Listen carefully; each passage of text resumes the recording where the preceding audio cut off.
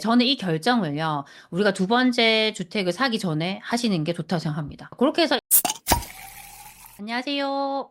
헤비티입니다. 오늘은 제가 최근에 올렸던 영상 중에서 2주택자에 대한 영상이 있었어요. 근데 그 영상을 생각보다 되게 많이 봐주셨더라고요. 그걸 보면서 제가 느꼈던 게, 지금 1주택자인 분들이 하나를 더 살까 말까. 그런 부분들 되게 많이 고민하시는구나라는 생각을 했습니다. 그래서 조금 더 이걸 디테일하게 들어가서 2주택자가 되려면 구체적으로 우리가 어떻게 알아보고 어떤 것들을 봐야 되는지 그런 부분들을 영상으로 하나씩 좀 말씀을 드리도록 하겠습니다. 오늘 준비한 영상은 그러면 우리가 수도권에 집을 하나 더 사준다고 했을 때 어떤 식으로 좀 접근하면 되는지 예시를 들어서 설명드리도록 하겠습니다.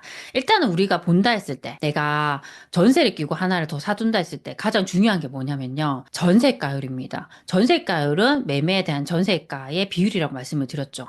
지금 초반에 우리가 어떤 지역이 상승을 한다 했을 때 이 상승하기 전에 상승 초입에 어떤 일이 발생하냐면 전세가율이 상승합니다. 왜냐하면 초입이라 했을 때는 매매가가 생각보다 빨리 못 치고 나가죠. 정체가 되거나 주춤할 수 있습니다. 하지만 반대로 전세가는 올라가요. 왜냐하면 아직까지 이 상승에 대한 확신이 없기 때문에 집을 사기보다는 임대로 살려고 하시는 분들이 많거든요. 전세를 살려고 하는 분들이 많아요. 그렇다 보니까 전세는 더 움직이는 거죠. 그래서 우리 어떤 지역을 본다 했을 때 전세가율이 이렇게 올라가는 지역들, 그런 지역들은 추후에 매매가도 같이 올라갈 수 있기 때문에 그런 지역에 좀 관심을 가지면 좋습니다. 근데 그런 지역들이 현재 어디냐면요. 대부분 서울 수도권이죠.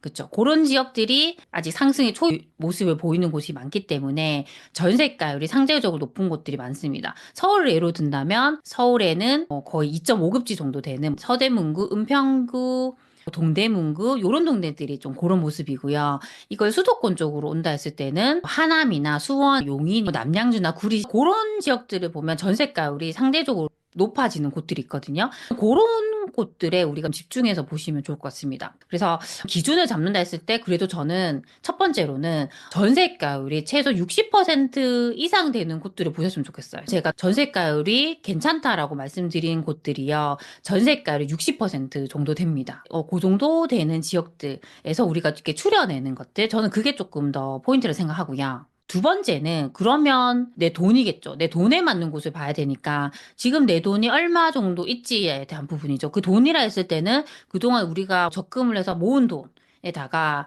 대출을 또 받을 수 있잖아요. 대출을 합친 돈. 예를 들어서 나는 모은 돈이 2억 정도가 돼요. 내가 2억 정도를 모았고 내가 신용대출을 한 1억을 받으면 3억의 돈을 우리가 가용할 수 있는 거죠. 그렇죠? 그러면 난 3억을 가용할 수 있으니까 요 돈으로 내가 살 수 있는 곳을 보자. 그렇게 좀 접근을 하셔야 됩니다. 그러면 3억이란 돈을 가지고 산다 했을 때 어디를 살 수 있느냐.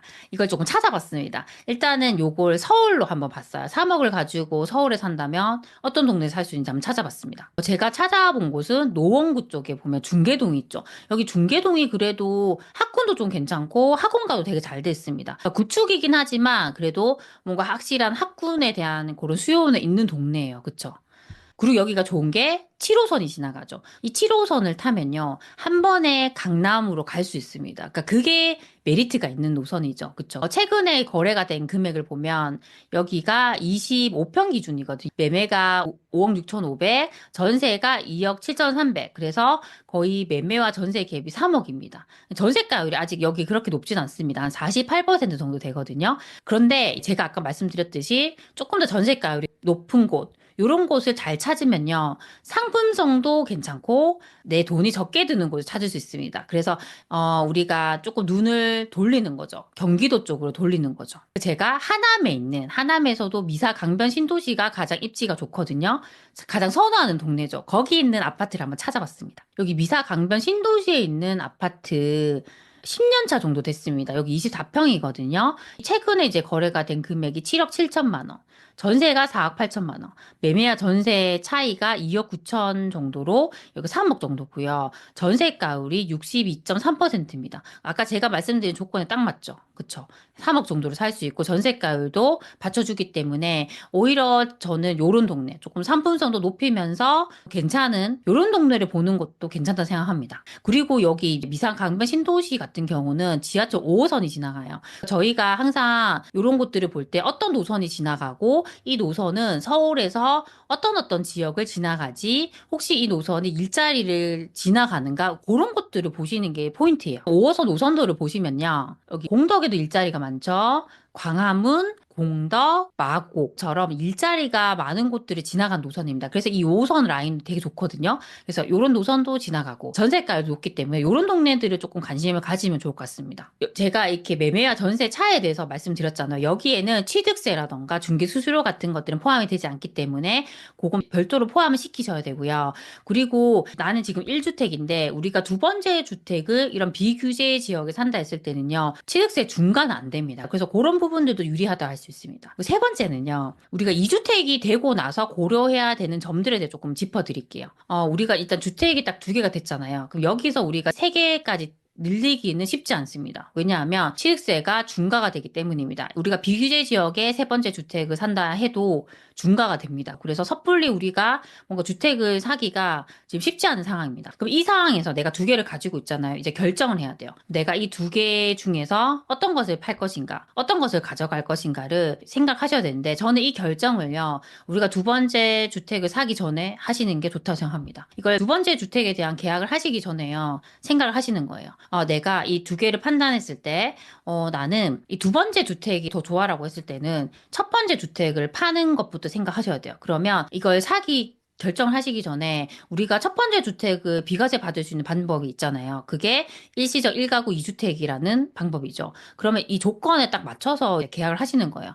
우리가 첫 번째 주택을 보유를 하고 1년 뒤에 두 번째 주택을 사시는 거예요. 그러면 그걸 사고 나서 두 번째 주택을 산 날로부터 3년 이내에 첫 번째 주택을 팔면 이 첫 번째 주택이 비과세가 됩니다. 근데 이때 전제 조건은 이 첫 번째 주택이 비과세 요건을 갖춰야 됩니다. 2년을 보유해야 되고 만약에 실거주 요건이 붙은 경우라 했을 때는 2년 실거주도 하셔야 됩니다. 만약 이 요건에 다 부합이 되는 경우라 하면요. 이렇게 해서 첫 번째 주택을 비과세를 받고 두 번째 주택을 그냥 갖고 가는 전략이에요. 그렇게 해서 또 다음에 또 돈이 생기면 하나를 더 살 수 있겠죠. 그렇게 또 진행할 수 있고요. 만약에 이렇게 두 개를 봤을 때 첫 번째가 더 좋은 경우도 있죠. 그렇죠? 기존 주택이 더 좋다 했을 때는요. 이 두 번째 주택을 소유권 이전 등기를 한 날로부터 2년 이상 보유를 하시면요. 일반 가세로 팔 수 있습니다. 그렇죠? 그러면 두 번째 주택을 먼저 파는 거예요. 그렇게 해서 1주택이 되시고 그때 상황을 보시면서 하나를 더 사든 아니면 첫 번째 주택을 비과세를 받든 그런 식으로 전략을 짜시면 좋을 것 같습니다. 그리고 만약에 이 두 채 다 정말 똘똘하고 괜찮은 곳이라 했을 때는요. 굳이 팔 필요 없습니다. 저는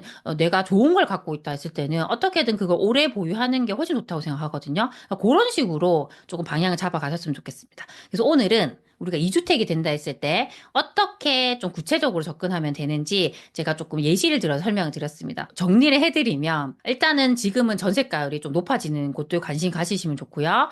두 번째는 내가 가진 돈, 가용 자금을 확실하게 좀 생각을 하시고요. 세 번째는 비규제 지역에서 우리가 선택하시면 좋고 마지막으로는 우리가 두 번째 주택을 사기 전에 이걸 어떻게 가져갈지 미리 그 전략에 대해서도 충분히 생각을 하시고 결정하셨으면 좋겠습니다. 네, 오늘도 제 영상을 이렇게 봐주셔서 너무 감사드립니다. 그럼 우리 다음 시간에 만나요. 안녕!